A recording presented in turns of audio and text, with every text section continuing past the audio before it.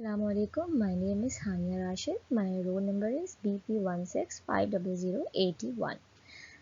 Group number is 10. Main topic of presentation is acid-base disorder, but subtopic which I have covered is respiratory alkalosis.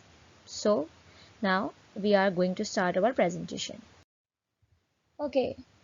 First, we should know what is acid-base disorder. Acid-base imbalance is an abnormality of the human body's normal balance of acid and bases that causes the plasma pH to deviate out of the normal range. That's it, 7.35 to 7.45. If our plasma pH disturbs, then we can say that there is an acid-base disorder in the body. Question: how can we evaluate the acid-base disorder? So, in order to evaluate the acid-base disorder, we have to follow certain steps. Number one, obtain a detailed patient history and clinical assessment. We have to check the patient history.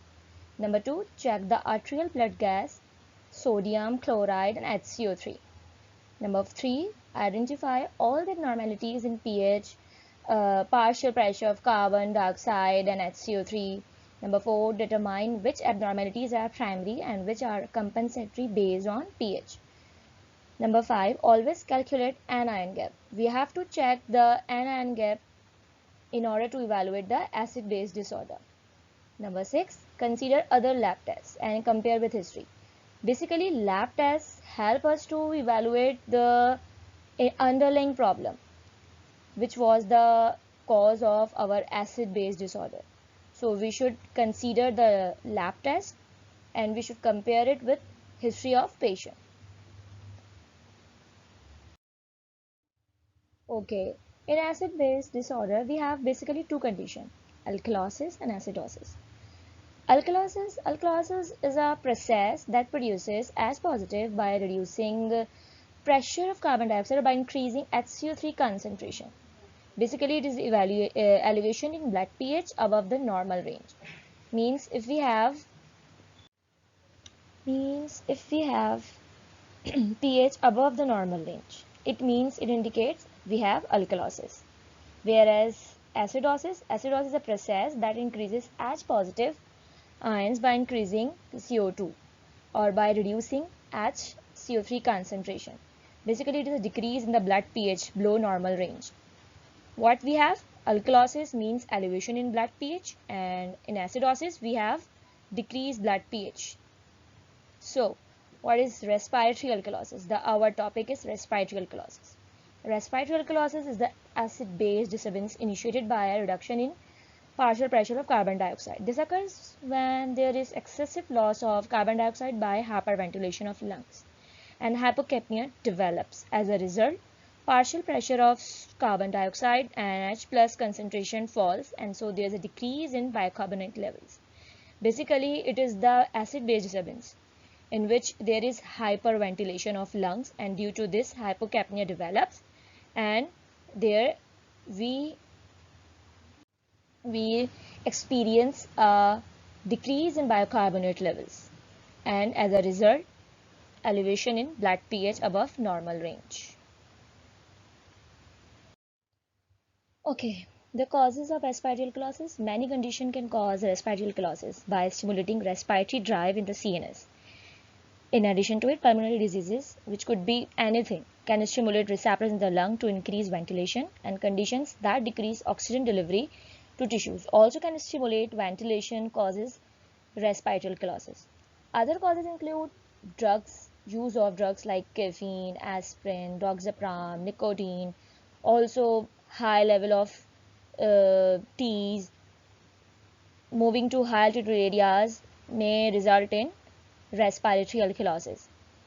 Okay, we have types of alkalosis.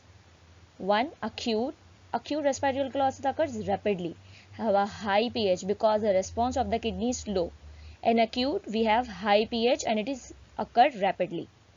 Whereas chronic, a more long-standing condition, here one finds the kidney have time to decrease the bicarbonate level.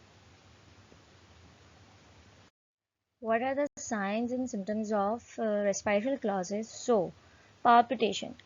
We experience palpitation, which is a sensation of irregular beating of heart, maybe due to abnormal heart rate, sweating, dizziness, nausea and vomiting, and seizure.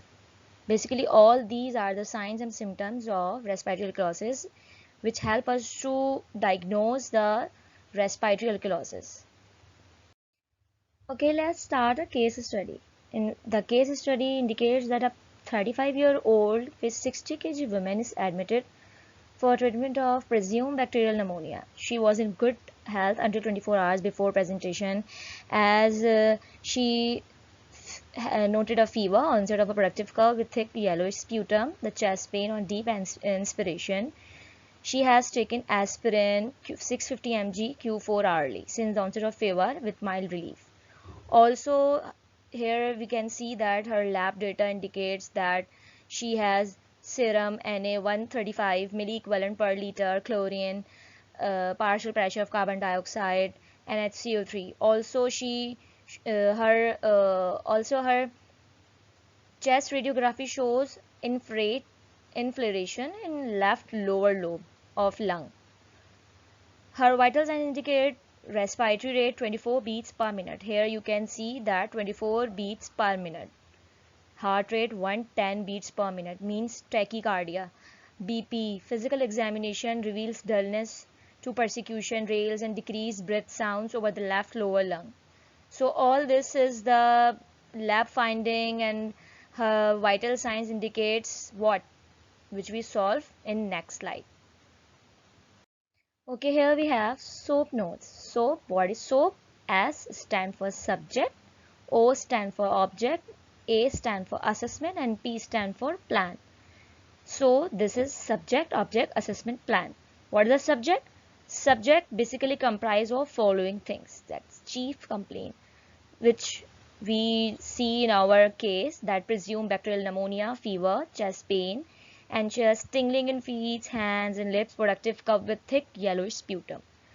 Age, weight, gender, current medication. As you know, her current medication is aspirin 650 mg Q4 hourly. So this is all about subject. What is object? In object, we cover vital signs: temperature 38 degree, respiratory rate 24 beats per minute, heart rate 110 beats per minute, BP 135 by 70 mmHg. Her lab findings are sodium 135 milliequivalent per liter, chlorine, and all that you can see here.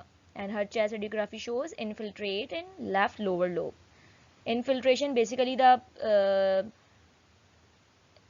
which indicates that here is a liquid filled in lobe, which shows on chest X-ray as a cloudy sign on X-ray. Okay, assessment. What we have assessed by her case. Her lab finding indicates that she has respiratory alkalosis because of increased pH and decreased partial pressure of carbon dioxide.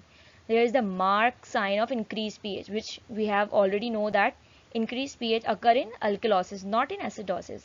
Physical findings of deep, rapid breathing and tingling sensations are clues to the etiology of respiratory alkalosis. This disorder is most likely acute because her HCO3 concentration is normal. In acute, we have normal or near normal HCO3 concentration. Symptoms like lightheadedness, fever, tachycardia, and depth of respiration. Also, she is taking aspirin. As you know, in causes, we have already covered may cause respiratory alkalosis. Why? Aspirin has a salicylates which stimulate respiratory centers in the medulla and causing primary respiration alkalosis. Based on a chest radiography and all information provided in this case, SP appears to have an acute bacterial pneumonia. Pneumonia and other pulmonary disease. As you know, pneumonia and other pulmonary disease results in respiratory alkalosis or are the causes of respiratory alkalosis. So all these things which we have covered here. What our plan? What our plan is to cope up with this situation? Firstly, our plan is to correct the underlying problem. As you know, what is the underlying problem? Underlying problem is pneumonia, bacterial pneumonia. So for underlying problem, we initiate appropriate antibiotic therapy. Either it could be macrolide or fluoroquine, or it could be the combination of both. As you know, macrolide and fluoroquine will cover the wide range of bacteria. So we treat her with this antibiotic therapy. We treat her respiratory alkalosis problem by suggesting her an exercise called as breath into paper bag. It is an old recipe, a old technique in this condition which reduces her anxiety associated with hyperventilation. For this, she has to follow following steps. 1. Fill the paper bag with carbon dioxide by exhaling into it. Number 2. Breathe the exhale air from the bag back into the lungs. Repeat this process several times. Doing this several times can give the body carbon dioxide it needs and bring level back up to the where they should be. So this is all with my case. As we know, prevention is better than cure. So how can respiratory alkalosis be prevented? Prevention is a matter of addressing the cause of hyperventilation. The most common causes are psychological stress, panic, anxiety. So these all are the causes of hyperventilation. We can adjust and learn to control these causes. Working with a therapist may help. So can breathing exercises, meditation, and regular exercise also help us. Medication may be needed in some cases. In extreme cases, we need some medicines. Good coping strategies for these types of issues are crucial. They can help lower the risk of hyperventilation and the resulting respiratory alkalosis.